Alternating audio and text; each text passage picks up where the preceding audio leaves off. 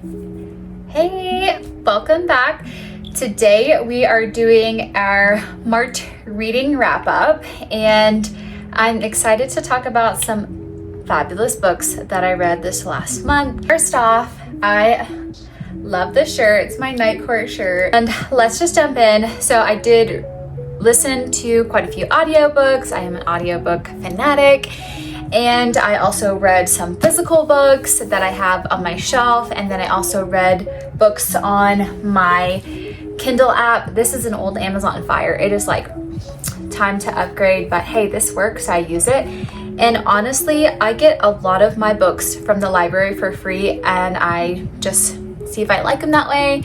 And then sometimes I'll buy them if I want like the book trophy, but I get a ton of books from the library. So even if you don't have like a lot of money to spend on books, I don't feel like that should stop someone, because you can always use the library and free resources to help you continue to read, and there's just all different types of stuff you can get on the library. I did a reread of ACOTAR, and I listened to the audiobook, the first book in the series since the new books are coming out. I am so excited, and I of course love the series. I love Sarah J Maas, and I wanted to do a reread. Of course, A Court of Thorns and Roses is not my favorite book in the series, but I tried to go back into it with an open mind about Tamlin, because, you know, we all pretty much despise him at this point. If you've read the entire series, you'll know why.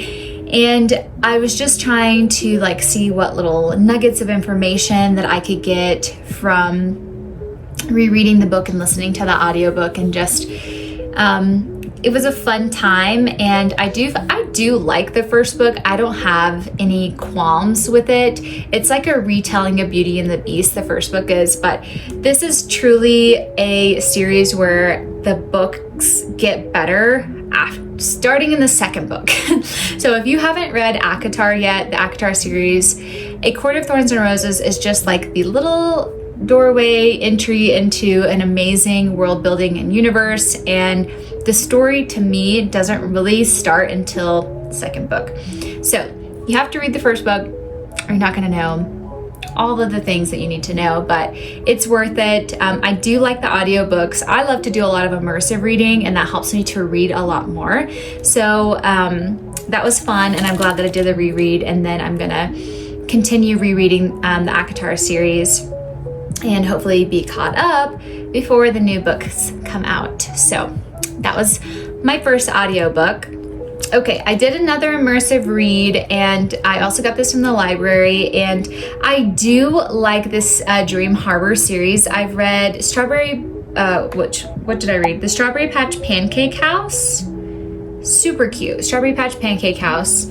And it was super cute read. It's like, you know, it's just like a fluffy romance book. It's not anything like, you know, to write home about, but it's just a good time, and I like the writing, and it's just a fun little cutesy book. Get the Kindle eLoan from the library, and then I also listened to the audiobook, and so that really again helps me to read a lot of books.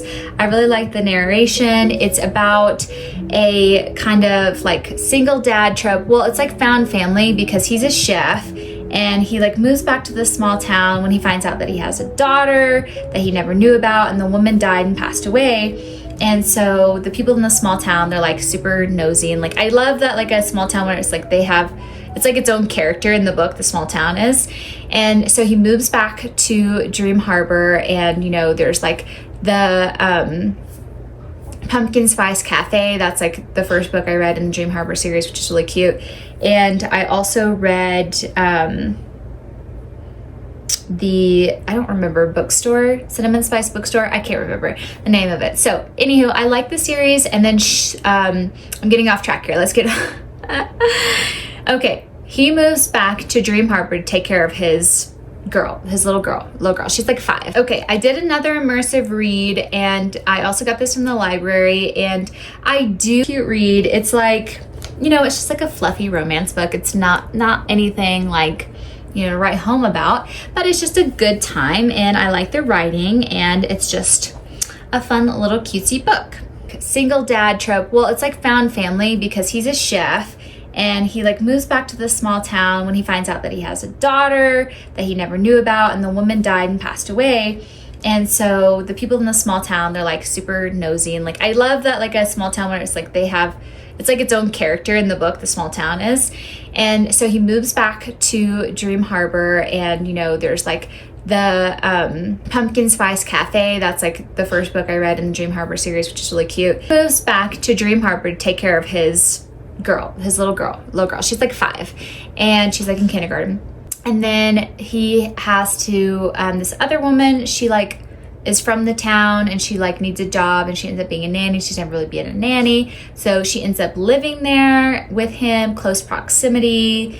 There's like some miscommunication going on. There's pregnancy tropes, so all of the tropes, but it's a super fun read, and definitely recommend it if you're just looking for like a fun place. So I was super excited to be reading another one of her books, and she just killed it. Like the book is so good. It's so fun. It's friends to lovers, but it has all these flashbacks that build upon their story. They met in college, they were like total opposites, and they kind of like never really acted on maybe like some attraction that they had throughout like 10 years of their backstory and their life. And they just had very different lives, and she was just this travel influencer and blogger, and she kind of blew up and moved to New York, and he stayed in their hometown and became a teacher and was always like in the education world.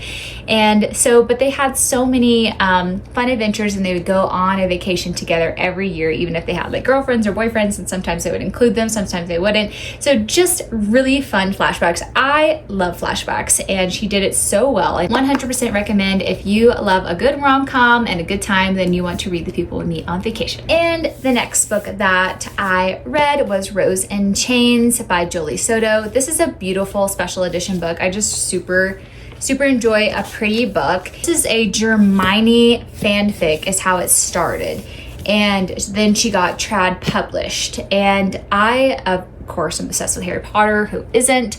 And I have always wanted to read Manacled, but I never have. And so this was kind of like my first step into like Hermione, which is Hermione and Draco Malfoy like fan fiction. So that's kind of where the vibes come from, and you can kind of see like there's some Malfoy vibes with his hair. And so Rose in Chains, this is a romantasy book. This is more heavy on the plot and very little romance. Some things in there that was like a little bit on the dark romance side, and I don't like dark romance. Like that is not my genre. This is super light. Like it's got a little bit in there, but just like heads up, like if you check your trigger warnings and stuff. So she is a princess, and they have like they have magic powers and different, like heart magic or heartstring magic, or like kind of like mind magic. And there are these two kind of almost like warring kingdoms that end up going to school together, into an academy together.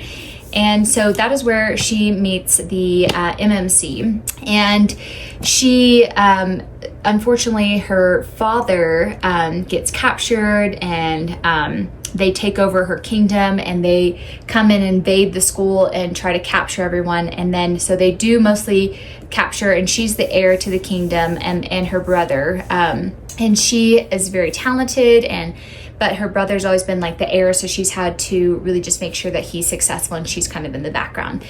So they capture her brother. We really don't know if he's still alive or not. She's trying to see, if her friends are alive. She's been sold into slavery, and there's like the slave market where the other warring kingdom takes them and like puts them into slave roles, and it's just like very demeaning and things. So anywho, he buys her from the slave market, but he doesn't do anything nefarious. He just like treats her like a normal kind of like captive in a way, but she has her own room, and all of these things are happening where he's trying to basically help her, but she's not really 100% sure why. There's just so many things that happen in the story that is really entertaining and really interesting.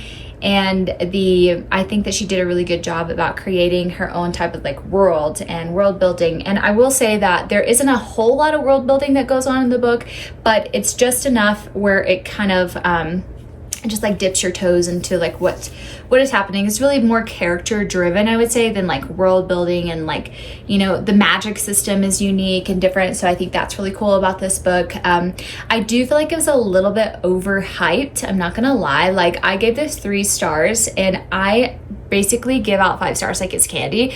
So it was like at points it was a little bit slow, and I was like kind of like dragging on. So I did end up getting the audiobook and like pairing it and doing immersive reading, because sometimes that just like helps me get like back into the mood again to read. So all in all, I thought it was fantastic. I thought it was wonderful. I really enjoyed it. I would recommend it. Was it like a 5-star masterpiece? No. So not a whole lot of books. I did kind of like have some changes in, you know, just like my kind of day-to-day life, where I have read 10 books in a month. I've read 8 books in a month. I've read, that's kind of my average, like 8 to 10. And I only read like 4 in this month. So not a whole lot of books, but they were all, you know, a good time, a fun time, and I really enjoyed it. Thanks for being here. I'm so glad you're here, book besties. Let me know in the comments what you're currently reading, and I cannot wait to hear from you, and we'll talk soon.